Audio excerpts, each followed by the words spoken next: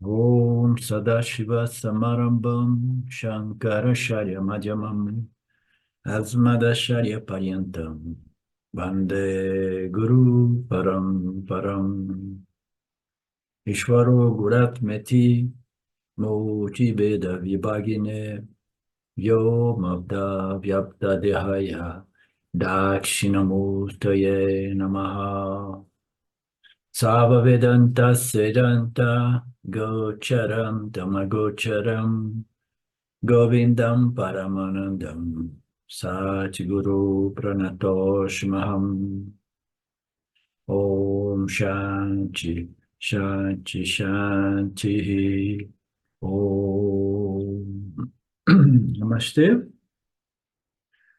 Bem-vindo a todos vocês, meus queridos do Vedanta Brasil. Nós estamos no capítulo 8, o capítulo, né, curto, está quase aqui acabando, no qual nós estamos, né, vendo o desdobramento das últimas perguntas de Arjuna no capítulo anterior, que foi o capítulo 7, dedicado à natureza do Senhor, à natureza de Saguna, Nirguna, Brahman. Tá? Então, Krishna fez algumas perguntas que geraram o capítulo 8.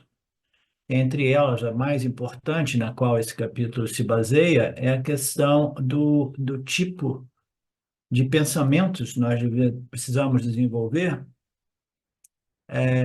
e que precisa ser mantido no período, no momento no qual nós deixamos o corpo físico, né?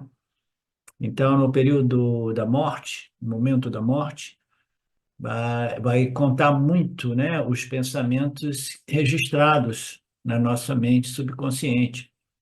Não é que na última hora a gente possa produzir essas vasanas, nós vimos claramente que esses pensamentos a respeito da natureza de Saguna, Nirguna, Deus, elas precisam ser cultivadas ao longo de uma vida, de modo que elas possam permanecer no momento de deixarmos o corpo, né?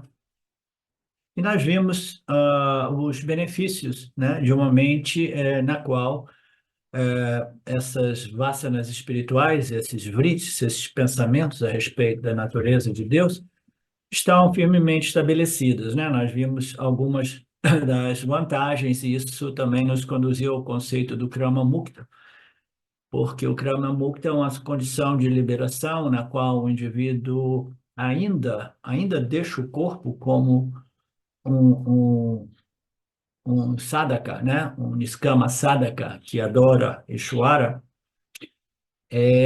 mas que ainda não se liberou porque ainda não aceitou, compreendeu, assimilou, internalizou, né? Abraçou o conceito de que ele, em sua real natureza, é o Brahman absoluto, ele é o Deus absoluto, ele é a consciência. Consciência, Deus nada mais é do que a pura consciência infinitamente não limitada, né? Que é a natureza de tudo que existe no universo, né? Shvara Jiva Jagata, fundamentalmente, a natureza é consciência e existência, né? Então, esse é o Deus que liberta realmente, mas o indivíduo ele pode permanecer associado a um símbolo desse Deus absoluto, do mesmo modo que as pessoas se associam às bandeiras das nações que representam as nações, né? Então, nos Estados Unidos, a gente vê muito isso, as bandeiras, né, americanas, nas casas, pelo menos até recentemente, agora está tudo mudando, né? Então, a bandeira representa uma nação, Ishwara, como criador, Saguna Ishwara, ou qualquer dessas divindades que às vezes eu coloco como representantes de Saguna Ishwara, de Saguna Brahman, né? Então, todos eles representam o Brahman absoluto, que é a nossa real natureza. Então, a história de buscar a compreensão da real natureza de Deus, ela é importante porque ela conduz o indivíduo, né, ultimamente, no final de tudo, vai conduzir o indivíduo, né, na sua busca, a encontrar a sua real natureza como consciência infinita e limitada, como idêntica à mesma consciência e existência de Deus, né? Então, você busca a libertação através da investigação da natureza do eu, mas é muito mais favorável, muito mais eficaz buscar a realidade, a libertação, através da busca da real natureza de Deus. Isso faz do indivíduo um indivíduo não somente espiritual, mas religioso, espiritual, e esta inclusão do fator Deus, o Criador, em sua natureza saguna e nirguna, ela produz desdobramentos que aceleram o processo de purificação do ego, né? Então, esse é o contexto no qual nós iniciamos a aula de hoje, né? A compreensão da natureza de Deus, a importância de desenvolver esses pensamentos investigativos a respeito da natureza de Deus. Deus, mesmo que Deus, o Deus real, seja representado por uma bandeira, assim como por dizer, né, que seja representado por uma deidade ou divindade, ou por Krishna. Krishna é um símbolo de Nirguna Brahman maravilhoso, né? Se agora aqui pela segunda vez eu estou, né, fazendo, desdobrando, ou ensinando, compartilhando os ensinamentos do Gita, né? Eu estou desenvolvendo uma simpatia, um carinho por esse representante de Brahman, né, de Nirguna Brahman, que é minha real natureza, mas representado por este símbolo maravilhoso, Krishna. É um jogo bacana você ter uma relação com um representante daquilo que é você e você mesmo, a única realidade, né? Porque a gente não consegue desfrutar de um relacionamento dual diretamente com aquilo que é não dual, que é minha real natureza, a natureza de tudo. A gente precisa de projetar uma dualidade aparente para a gente não somente desenvolver mais rapidamente essas qualificações, como também para a gente curtir esta emoção humana que é extremamente elevada, divina, que é a devoção, né? A devoção para com o princípio que produz o milagre da vida, do universo, no qual eu apareço como consciência refletida para reconhecer a minha real natureza como consciência única, não dual, original, absoluta, total, como queiramos colocar, né? Então, é bacana. O Krishna é um ótimo representante, é um ótimo símbolo, né? Então, desenvolver esses pensamentos investigativos a respeito da natureza de Deus, em sua forma saguna ou nirguna, é o melhor caminho.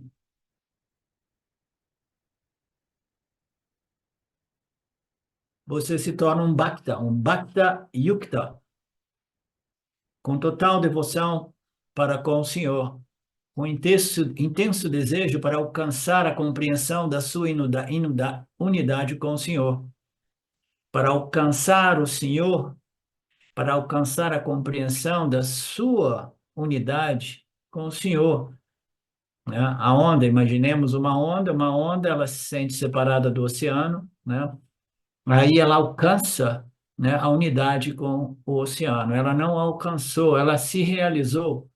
Uma onda autorrealizada é aquela que se tocou, realizou, né, reconheceu que não, eu sempre fui o oceano, né? Eu jamais estive separado do oceano. O oceano é a minha natureza manifesta, cuja natureza absoluta é a água. Na verdade, eu sou somente a água de todos os oceanos, de todos os lagos, de todos os rios, etc., né? Isso nós obtemos através da prática do yoga, né? Que começa com Yana Yoga, né? As disciplinas que começa com Karma Yoga, o Upasana Yoga, e depois Sharavana Manana Nididhyasana, né? Nós passamos através do desenvolvimento das qualificações necessárias, entre elas, né? O disciplina e controle da mente, pensamentos, né? E etc., né? Até que eu vou tirando a minha mente, que está totalmente focada, enganjada com o mundo, eu vou direcionando a minha mente, né, para o Senhor, para Deus, né? Por quê?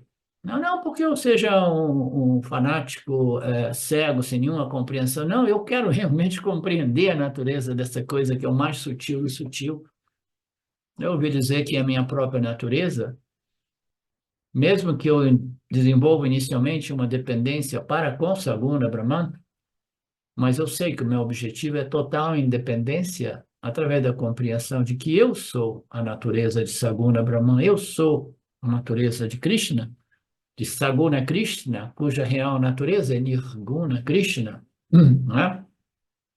Então, a Upasana é parte das sadhanas necessárias para que a gente desenvolva, cultive e desenvolva essa vasana espiritual inquiritiva, né, investigativa da natureza de Deus, porque no final das contas eu tenho que compreender, este é o objetivo de tudo isso. No final das contas, o Bhakta, ele se torna um inquiridor, um investigador, até que ele chegue à compreensão, eu sou aquele Deus, eu sou aquele Brahman, Tatvamasi, né?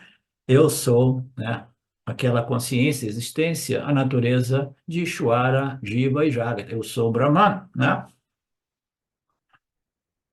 Então, a lembrança do Senhor é algo que precisa ser cultivada quando? Na hora da morte? Não, é impossível na hora da morte, né?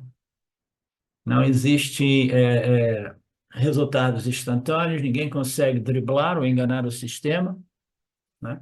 Nós precisamos de gradualmente cultivar e desenvolver essa vasta espiritual libertadora, mas para isso a gente tem que ter um intelecto capaz de, pelo menos, compreender o valor desta vasta espiritual a respeito da natureza de Deus, investigativa.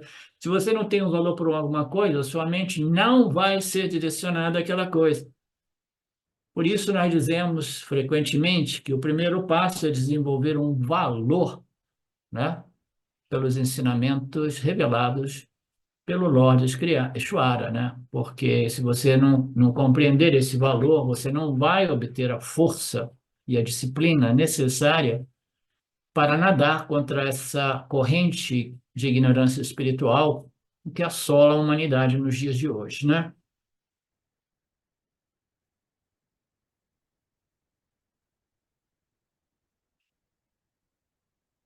O verso 11 nos diz que eu devo declarar brevemente, o próximo verso, né, de Krishna, eu devo declarar brevemente a você aquela meta imperecível na qual fala o conhecedor dos Vedas, que os sannyasis desapaixonados alcançam e desejando essa meta, eles vivem uma vida de brahmacharya. Então, aqui ele aponta claramente que essa investigação deve ser feita através do conhecimento exposto nos Vedas, né? As revelações védicas, as escrituras védicas, né? A meta imperecível da qual fala o conhecedor dos Vedas. Aqueles que conhecem os Vedas, conhecem o valor dos Vedas, eles inevitavelmente, invariavelmente, eles vão falar sobre os Vedas e esses ensinamentos libertadores, que são a única solução da problemática do samsara, problemática humana, né?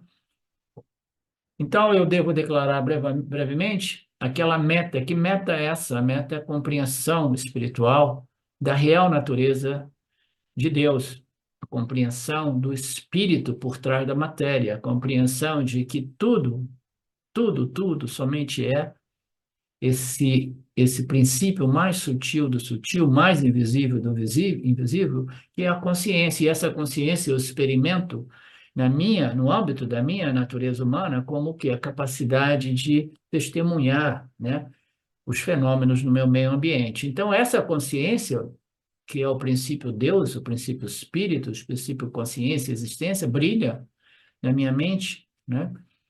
E este é o princípio imperecível. A meta é o quê? Isso existe, já existe. Eu vou tentar obter isso? Não, você vai tentar compreender a sua natureza imperecível. A meta imperecível é compreender a sua natureza imortal, né? Permanente, imperecível. Os Vedas falam sobre isso e os propagadores dos Vedas também falam sobre isso, porque não existe nada melhor para falar, né? As pessoas que gostam de falar fofoca, bobagem, né?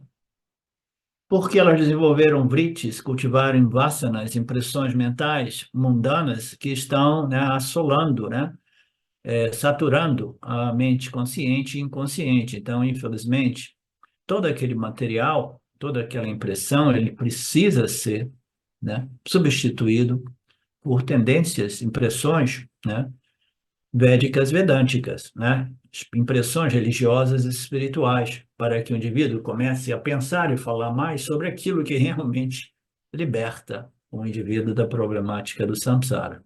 Não é assim, Betânia?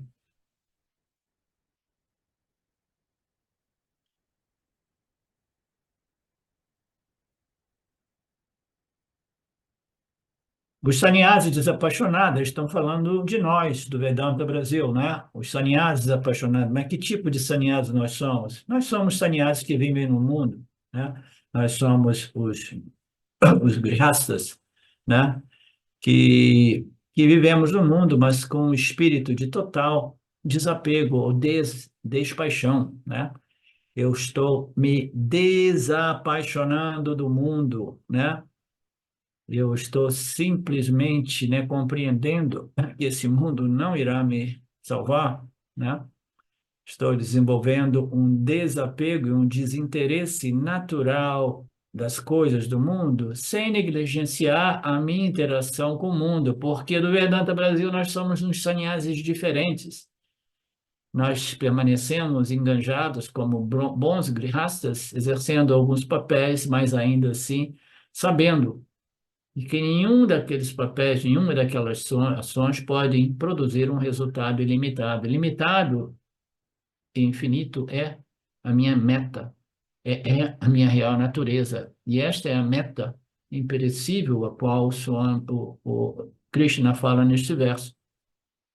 Portanto, nós, os sannyasis desapaixonados, buscamos esta total convicção a respeito da minha natureza imperecível. E assim nós vivemos uma vida de brahmacharya, é a vida de realmente uma pessoa extremamente, intensamente focada na libertação. Krishna fala sobre a glória do Senhor, cuja meta é a meta do reconhecimento daquilo que é a minha natureza infinita, ilimitada, imperecível, né?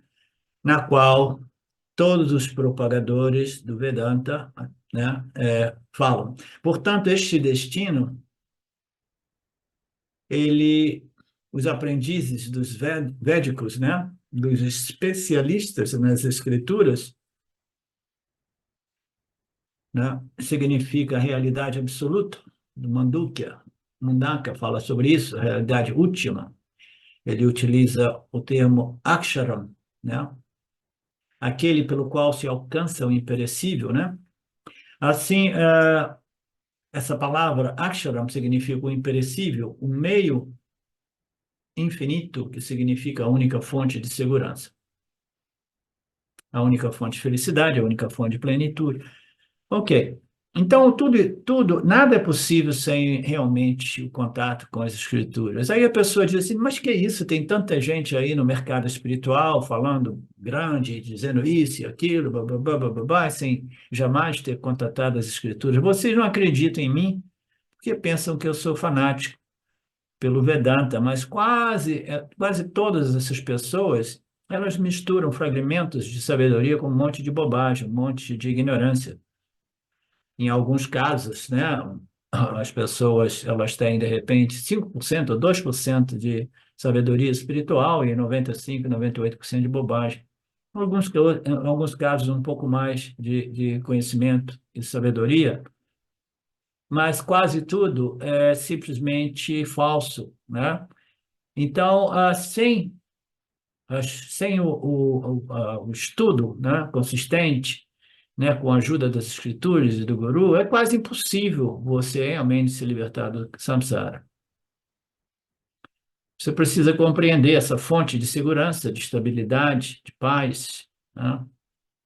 E isso, sem as escrituras, né, que falam sobre isso, os propagadores, os professores, os gurus que falam sobre isso, rejeitando Deus, as Escrituras e o Guru, a chance de libertação é próxima a zero.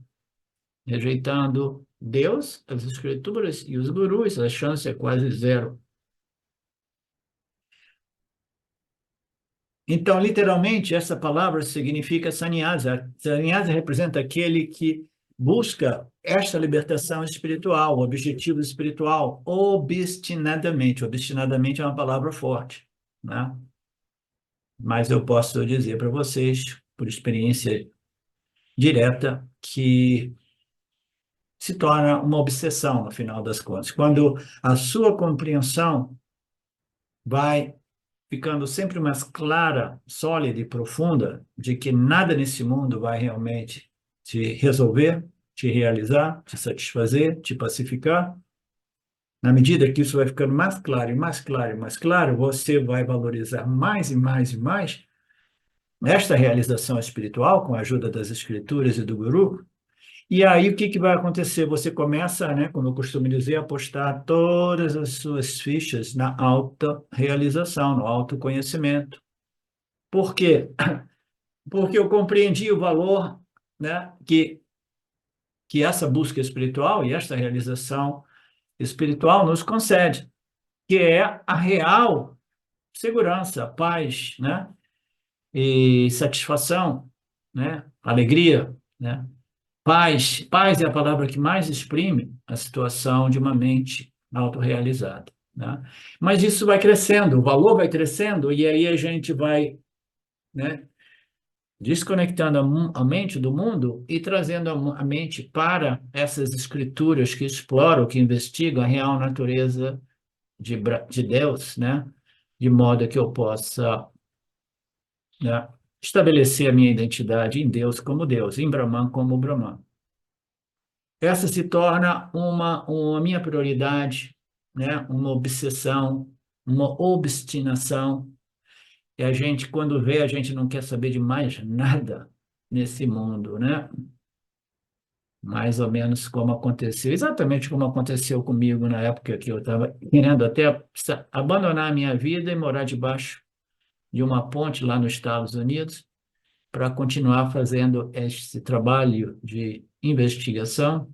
Isso foi bem antes de eu conhecer o Vedanta, né? Fazer esse trabalho de investigação sem nenhuma distração, né? Quando você compreende que nada realmente vai te resolver. Então, o Vedanta não sugere nada disso, né? Abandonar os nossos karmas, nossas vidas, nossos papéis. Ele diz que gradualmente nós desenvolveremos, né? Esse valor enorme, né? E esse valor, essa compreensão, nada é possível sem a compreensão. Ela nos dará a energia e a coragem natural para a gente desinvestir o nosso tempo e a nossa energia das coisas do mundo, né, e investi-las sempre mais neste processo de elevação espiritual. Então, este é o sannyasi verdadeiro, não aquele sannyasi externo, né, que se veste assim, assado, que faz isso e aquilo. Então, essas pessoas que prioritarizam, né, o autoconhecimento de modo obstinado, elas alcançam a compreensão de que eu sou de natureza do Senhor. Esses são os buscadores realmente sérios, realmente comprometidos, que são raros, né? São raros. Você sabe que como é que é, né? Às vezes você pensa que as pessoas estão comprometidas com esse processo, quando você vê, elas te surpreendem, aí elas desaparecem do grupo, né? Por qualquer coisinha, às vezes, né? Qual é a qualificação dessas pessoas? Desapaixonados, vairagya, não apegados no mundo, das coisas, pessoas, situações, lugares, eventos. Eles se afastam do mundo, sabendo que todos os ganhos nesse mundo são finitos e defeituosos, né? Eles já tentaram de tudo, mas eles esqueceram de tentar a compreensão da natureza de Deus. Então, eles estão presos na natureza do mundo, buscando a resolução no mundo, mas o mundo é feito de objetos finitos. Todos eles são aparaprakriti. Somente Deus, em sua natureza nirguna, representa o paraprakriti. Portanto, tudo o resto é finito. Lembre-se da cadeira de papelão oferecida como analogia por Swami Paramarthananda. Ela é linda, maravilhosa, bote na sua sala, mas não deixe que os seus convidados sentem nela, né? Ela serve somente para ver, mas não oferece apoio e segurança real, né? Então, o mundo é mais ou menos como uma projeção aparente que não tem a substância que conceda, né? Que nos conceda a felicidade que buscamos, né? Tudo na criação pode ser utilizado, mas nada na criação irá fornecer a você a segurança ilimitada e infinita, porque você é essa segurança, você é essa fonte de segurança ilimitada e infinita, felicidade, satisfação, paz. Os buscadores seguem a vida de Brahmacharya. Nesse contexto, Brahmacharya significa o buscador comprometido com o estudo das escrituras de modo sistemático e consistente, com a ajuda do guru. Brahma significa escrituras, né? Charya, habitar nas escrituras. É bacana, não tinha ainda, não sabia disso. Brahmacharya significa Brahma, ele é representado pelas escrituras, e Charya significa habitar nas escrituras. Somente as escrituras nos ajudam a descobrir essa realidade que está, e esta é a natureza de Brahma. Então, Brahma, nós temos esses dois termos, Brahma e Brahman, né? Como nós sabemos, o Brahman, em sua natureza saguna, ele é referido como Brahma. Brahma em Brahman, né? Brahma. Então, a estrutura, né, da religião hindu ou védica, né, apresenta Brahma como criador, Ishvara, né, na nossa linguagem vedântica, Ishvara, e aí outras duas entidades, né, que é Vishnu e Shiva, né? Vishnu é aquele que sustenta através de todas as leis e princípios físicos e entre outros, né, que sustentam esta ordem aparente de modo extremamente inteligente. E Vishnu e Shiva, aquele que recicla, destrói tudo, né? E Charya significa aqueles que permanecem focados na investigação, o estudo dessas revelações contidas nas Escrituras. Somente as Escrituras realmente irão nos ajudar a compreender a natureza de Brahma, que é Saguna Brahman, e essa natureza de Saguna Brahman, né, é o quê? É Nirguna Brahman, aquilo que é a minha real natureza. Krishna diz sobre a natureza desse Ishvara. Definirei brevemente a natureza desse Ishvara. Ele promete definir a natureza de Ishvara aqui, mas ele só dá uma definição completa mais tarde, nos próximos versos 20, 21 e 22. Aqui ele promete dar a definição, definirei Deus muito brevemente aqui. Tendo restringido os órgãos dos sentidos, tendo confinado a mente ao coração e tendo fixado o prana no topo da cabeça, deve-se adotar a concentração de um yogi. Então, o primeiro passo é muito fácil de ser compreendido por todos nós do Vedanta Brasil. A restringir é disciplinar, né, os órgãos dos sentidos, os órgãos de ação, os órgãos de recepção e a mente, né? Então, tendo confinado a mente no coração, significa tirar a mente dos objetos e trazer elas para o sujeito, né? Sujeito que é referido aqui como o coração, né? Então, você tira a mente do mundo e traz ela para a essência do mundo, o espírito do mundo, que é o meu espírito, que é a natureza de tudo e de todos, nirguna, né? Então, eu restringindo, né, os órgãos dos sentidos em geral, restringindo e disciplinando a mente, né, trazendo a mente para as escrituras que revelam a natureza de Ishvara, natureza de Ishvara Saguna, como Nirguna, Ishvara. Fazendo tudo isso, eu fixo de modo yogic, né? O prana no topo da cabeça deve-se adotar a concentração do yoga. Então, ele está apresentando essas práticas do yogi, que não se referem muito a nós do Vedanta Brasil, né? Porque nós não temos interesse no Krama Mukti, como nós vimos anteriormente, né? Não, a gente quer o quê? A gente quer simplesmente a libertação aqui e agora. Nós queremos a libertação nesta vida. A gente não quer deixar esse corpo físico, né, após termos tido esta oportunidade incrível, né, de encontrar as escrituras, encontrar um professor honesto e competente, né, desenvolver um valor, desenvolver um desejo ardente. Eu quero concluir esse trabalho nesta vida, eu espero que seja essa a atitude de todos vocês. Então, a ideia de Krama Mukti, que é sair daqui ainda, né, auto-ignorante, mas com uma devoção enorme por Saguna Ishwara, digamos assim, de tal modo que eu possa, após ter desenvolvido alguns poderes yogics, né, sair, deixar o corpo físico e diretamente, né, ser impulsionado a viajar, né, para o Brahmaloka, para receber o autoconhecimento e moksha diretamente de Brahmaji. Esse é o conceito, e eu não questiono nada disso, eu tenho uma confiança nas escrituras, eu simplesmente não tenho realmente interesse nesses conceitos, nunca fui atraído pelos poderes que podem ser obtidos através desta yoga profunda, né? Desta poderes siddhis, né? Então, mas ainda assim, vamos ver o que o Swami nos diz. É difícil conceber o Deus sem forma. Nós concebemos um Deus com atributos, com qualidades, com nome, com forma, né? Sem forma é mais difícil. Portanto, as escrituras nos concedem símbolos concretos, tangíveis, para que a gente possa trazer a mente para Deus. A Deus com quê? A Deus com forma, com característica, né? Como Krishna, né?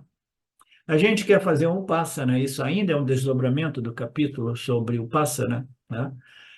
Capítulo 6. Então, a gente precisa de algo que seja tangível o suficiente para o nível de sutileza, sutilidade, né, da minha mente. Quanto mais sutil a minha mente seja, mais eu consigo focá-la em símbolos mais sutis. Se a minha mente for ainda um pouco mais densa, eu preciso de símbolos mais densos, né, de modo que eu possa tirar minha mente do mundo e trazer ela para este objeto de Upasana, objeto de meditação, que neste caso é Saguna Deus, Saguna Ishwara, Saguna Krishna, como queiramos, né?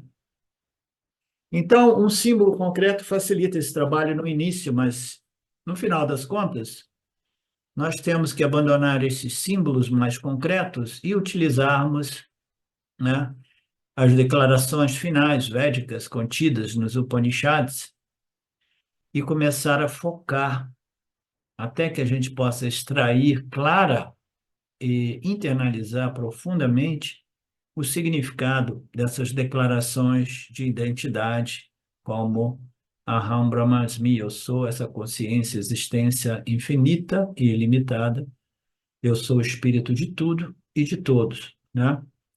Então, para isso servem todos esses símbolos de Nirguna, que é a minha própria natureza. Então, existem símbolos que são mais tangíveis e menos tangíveis. Aqui o Swami apresenta um pouco, né? Alguns símbolos, eles são, né, eles têm membros, eles têm cabeça, eles têm características, mas ele tem até formas tangíveis, essas deidades, divindades. Então, mais uma vez, o nosso foco do Vedanta Brasil, vocês talvez não se deem conta, mas os ensinamentos do Vedanta Brasil, ensinamentos, né, apresentados aqui, né, dentro do meu próprio estilo e direto naquele aspecto que é o mais profundo das exposições do Vedanta, né, é algo que você não encontra por aí, nem no Ocidente, nem no hemisfério norte, nem no exterior, nem aqui. É difícil encontrar expositores que apresentam, né, esses ensinamentos nesse nível, tá? como exposto, né? O Vedanta Brasil é todo ele inspirado nas exposições do Swami Paramarthananda, né? Que é um dos raros expositores da nossa Sampradaya que realmente não comprometem esses ensinamentos, né? Eu me inspiro nele, naturalmente. Portanto, isso vai como elogio para todos vocês, né? A gente não está interessado em um Deus com 5 cabeças, com 20 pernas, braços. A gente já passou disso há muito tempo atrás. A gente tem a capacidade de focar em símbolos mais sutis. Qual seria um símbolo mais sutil, Marcelo? Seria o quê? Om, né? Principalmente após nós termos feito o Mandukya Karika, no qual Om não somente é um mantra que repetimos para desfrutar da vibração, sabendo que Om significa o quê? Significa Turiya, que significa Brahman, que significa Nirguna Krishna, né? E depois de ter desmembrado o Om como representação do Jiva nos 3 estados, né? E o quarto elemento, que é o silêncio que vem depois dessas 3 letras, A, Om. Então, tudo isso, né, são símbolos de Brahman mais sutis. Mas para algumas pessoas, eles precisam de símbolos que têm até cabeça, braços, né? Então, são Pratima, Alapanam e Pratika, Alampanam.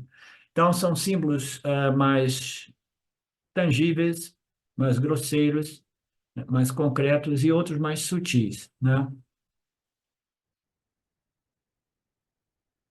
Então, essas descrições desses símbolos servem, né, para aquelas pessoas que precisam ainda, né?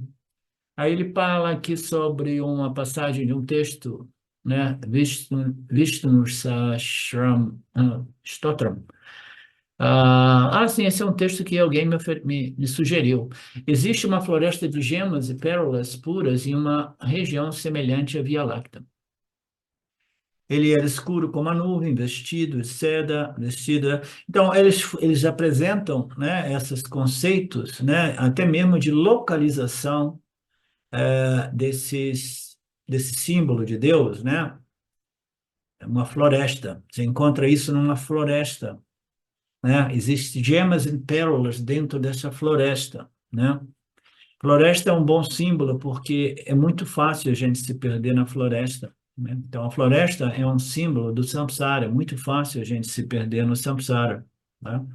Dentro do samsara, essa floresta na qual a gente se perde muito facilmente, existem gemas e pérolas, né? Então, são descrições que às vezes incluem espaço e tempo, localização, forma, né? Aí diz, era escuro como uma nuvem, vestido de seda amarela, etc, etc. Então, dão diversas descrições de símbolos, né? E tudo isso não é muito relevante para a gente. Vocês podem dar uma lida aí. Eu não me relaciono muito com nada disso. Eu não nasci na cultura hindu. Estive na Índia diversas vezes. Eu compreendo o símbolo do Shiva Linga, né? E aqui eu fiquei sabendo que às vezes eles colocam até mãos e pernas no Shingalinga para torná-lo ainda mais é, tangível ou concreto, né? Como uma entidade semelhante ao ser humano, né? Mas são símbolos de Deus. Não importa qual seja o símbolo deve te conduzir aonde? A Deus. Os símbolos são apontamentos que devem me conduzir a Deus. Que Deus? Deus, Nirguna Deus, a minha própria natureza, como Nirguna Jiva, né?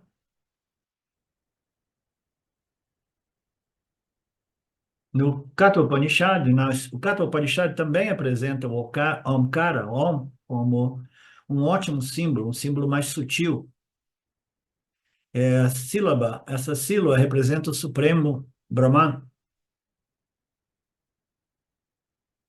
Assim, o Omkara é um símbolo mais sutil, né? O Upasana é uma meditação na qual eu invoco Brahman através deste símbolo do Senhor, né? Chamado AUM, Om, né? Então, é um símbolo de é um símbolo de Nirguna Brahman, tal qual Krishna conforma o é. E é considerado um Upasana muito conhecido, e, portanto, em quase todos os Upanishads se fala do Omkara Upasana, não? Então, tem aí os Upanishads, que compreende também o Mandukya, né? Onde o homem é abordado. Que tem uma outra passagem que ele sugere, tendo tornado um arco a grande arma fornecida pelos Upanishads, e fixando nela na flecha, afiada pela constante meditação, puxando-a com a mente fixa em Brahman, o caro Soma atinge esse alvo, o imperecível Brahman. Então, aqui nós temos uma analogia sempre linda e maravilhosa, né? As escrituras, né, é como um arco, né? É uma arma fornecida pelos Upanishads, né? A flecha afiada pela constante meditação. Então, a mente do indivíduo, né, o nosso próprio investigação, intelecto, né, ele vai mirar, né, apontar na direção de Brahman, né? Então, nós temos as escrituras sobre Brahman e eu vou apontar para a declaração final, né? Eu sou esse Brahman, eu sou esse Brahman. Isso se tornará o meu mantra, minha meditação, né? O meu Nididhyasana, compreender eu sou esse Brahman. E aí eu vou puxando o fio do arco, né? Com a minha mente sempre mais firme. Eu sou esse Brahman, eu sou esse Brahman, de modo, né, realmente intenso, né? O meu desejo para consolidar essa compreensão livre de dúvida, né? Vai fazer de modo que eu finalmente compreenda o eu sou o imperecível Brahman. Eu sou o imperecível Brahman. Aí eu atingi esse alvo através da compreensão de que o arco, a flecha e o alvo sempre foi a minha própria natureza, não existia nada fora de mim, tudo existe, tudo se resolve dentro de mim, como Satchitananda. Aqui ele faz analogia falando sobre o arco, é o Om. O Atma, o ser, é a flecha. Eu estou usando o Om, as escrituras reveladas, o Atma, o ser, é a flecha. Brahman dizem que é o alvo e deve ser atingido por quem? Por quem está concentrado. Então, como uma flecha, ele torna-se um Brahman. Ok. Krishna também toma emprestado o Ankara Upasana e fala sobre isso nos próximos versos. Como a gente vê, né, os ensinamentos do Vedanta são mais ou menos quase sempre os mesmos, né? Não existe nada, né, que não seja realmente parte deste corpo de conhecimento. Não existe nenhum objeto estranho a essas declarações upanishádicas, né? Eu acho que na semana passada eu falei sobre as pré-qualificações, elas permanecem parte integrante, né, destas declarações, desses ensinamentos, desse corpo de ensinamento, corpo de conhecimento. Por quê? Porque ela não é estranha a este corpo de conhecimento, né? Qualquer coisa que seja estranha, ela não consegue sobreviver dentro do âmbito deste corpo. Essas são as impurezas que alguns expositores aqui e ali tentam incluir no corpo de conhecimento, né? Comprometendo, do ponto de vista deles, né, a pureza desses ensinamentos, né? Então, bom, cara, todos esses ensinamentos são partes integrantes desta metodologia de ensino revelada pelo Lord.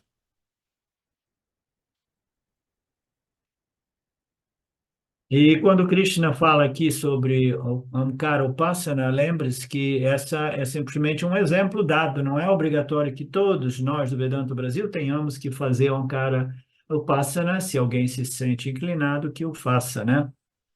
Você pode fazer meditação como? Eu faço a meditação sobre Krishna, sobre Brahma, ou sobre qualquer deidade, divindade, qualquer representante. Eu faço a meditação, o quê? Eu vejo Ishvara como o universo manifesto. Então, eu já não preciso de um símbolo específico, né, uma forma específica, de uma palavra, uma sílaba específica, eu vejo Ishvara como a inteligência que sustenta este universo físico e sutil. Existe uma meditação na natureza saguna de Brahman, que é o universo manifesto em sua natureza, né? A inteligência pura, suprema, que sustenta tudo isso é sustentado por Deus. Deus é a inteligência suprema, puro Sattva-guna. E existe um objeto de meditação mais profundo, é ainda Saguna ou Passana, mas agora o meu objeto é ver essa inteligência suprema sustentando o inteiro universo, né? Então, a gente pode utilizar qualquer que seja o símbolo, né? Dos mais densos aos mais abstratos, dos mais sutis aos mais concretos. Tudo vai depender da minha condição, do estado da minha mente, o quanto a minha mente esteja sutilizada para estar focada no aspecto de Deus, que seja tão sutil ou menos sutil. O importante é que eu seja capaz de permanecer focado nesses aspectos de Deus, né? Porque sem que eu compreenda a natureza de Deus, a elevação espiritual é quase que impossível. Isso até mesmo Ramana, que obteve essa libertação, esse autoconhecimento, espontaneamente na idade de 17, 18 anos, ninguém sabe, né? Ele sempre disse, que somente através da compreensão e conhecimento você pode ser liberado, né? E isso requer o quê? Um objeto de conhecimento que requer um corpo de conhecimento ou de estudo que permita também de compreender este corpo de conhecimento, este objeto de conhecimento que liberta o indivíduo da problemática do samsara. Então, eu deveria fazer isso quando? 5 minutos antes de morrer. Não, é impossível. Eu tenho que fazer isso durante toda a minha vida. Quanto antes eu inicie, melhor. A gente parte da onde a gente se encontra. Se eu preciso de um símbolo mais concreto, que assim seja. O importante é que eu inicie esse processo. Não é assim, Marcelo?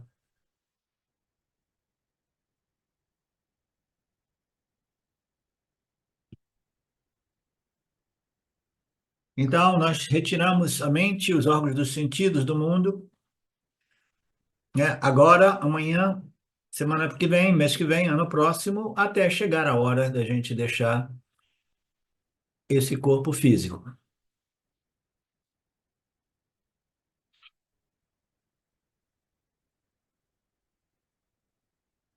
E você traga a mente para onde? Do mundo, você confine a mente no coração, que significa no ser, na consciência, no espírito daquilo que é o complexo corpo, mente, sentidos, né?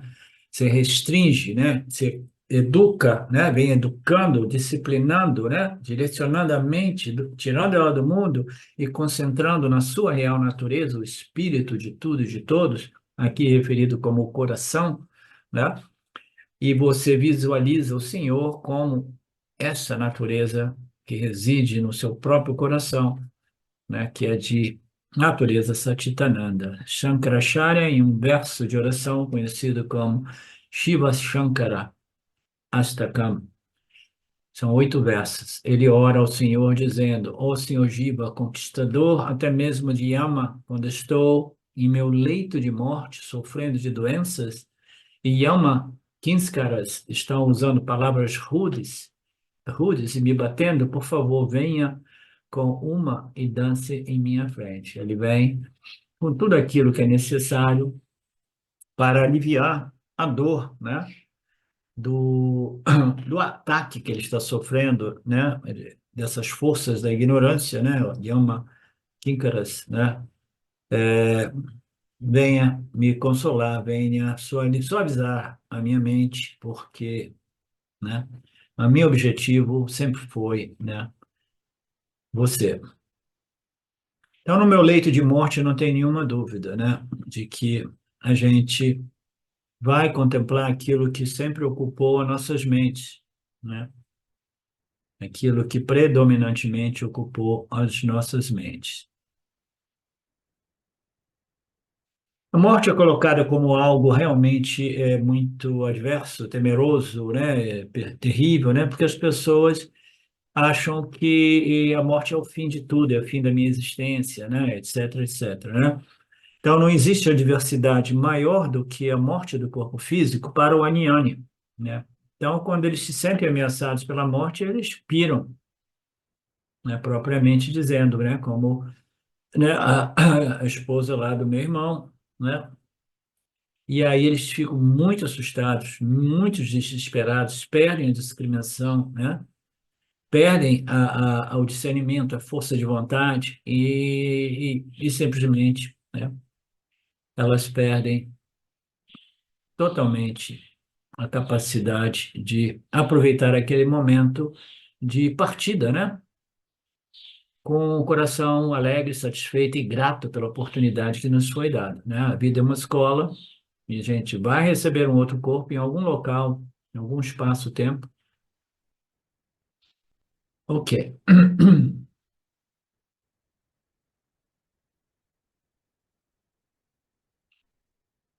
Essa é uma linda oração, diz o Swami. Portanto, Mano Hridi Nirudya, tendo retiradamente o coração e colocado no coração, no ser, a mesma velha história. O prana deve ser retirado dos seus respectivos centros, deve ser levado para o topo da cabeça. Então, uma pessoa que pratica a meditação muito profunda, ela gradualmente ela vai compreender que na medida que a mente ela abandona os pensamentos a respeito do mundo e ela se torna focado no ser ou no brilho da consciência original, no intelecto humano, o silêncio vai aumentando, a paz vai se aprofundindo, a bem-aventurança vai desenvolvendo, né? E ela observa o quê? Que os pranas, eles vão simplesmente pacificando. Quando você vê, você não nem respira mais. Falei para vocês que eu fiquei assustado no início, porque eu não sabia de nada disso, né? Então, quando você vê que os pranas foram retirados das suas funções, né, as suas funções autônomas, né, e até mesmo a respiração, etc., etc., você conduza de qualquer modo, através de alguma capacidade, né, sídhica, né, você conduza esses pranas para o topo da sua cabeça. Eu mencionei que é alguma coisa relacionado a yoga, né? A yoga dos. Como é que se chama? Kundalini Yoga. O topo da cabeça e ali a sua alma ela é retirada do corpo físico através desse canal direto e parece com uma força tal que permite o indivíduo se elevar a lokas superiores, né? E o objetivo seria atingir o Brahma Loka e obter a autorrealização dela. Então, você permanece focado, concentrado. Como isso é possível? Se você perguntar, deveria ter sido praticado antes. Kundalini Yoga, entre outras yogas, precisariam ser desenvolvidas antes de você deixar o corpo físico. Portanto, é melhor nós deixarmos de lado toda essa história. Sabemos que existe, eu tenho confiança nas escrituras, né? Mas o nosso objetivo é o quê? Eu quero o Jivamukti, eu não quero o Kramamukti, eu quero a libertação enquanto ainda encarnada. Por quê? Porque eu nunca me interessei por desenvolver esses poderes do yoga, essas capacidades derivadas do samadhi, de estados profundos de meditação. Até agora fiz tudo pela família, agora deixe-me procurar meu caminho. Então, uma pessoa deve praticar yoga dharana, que é o Vipassana. Então, as pessoas maduras, elas chegam a essa compreensão. É hora de eu diminuir, reduzir a minha interação com o mundo e concentrar na minha interação, o relacionamento com o Criador, o Espírito de tudo e de todos, né? Isso é possível através da prática do Yoga Dharana, que é o Upasana que nos conduz ao Nididhyasana. E o que é esse Omkara Upasana? O próximo verso irá falar sobre isso.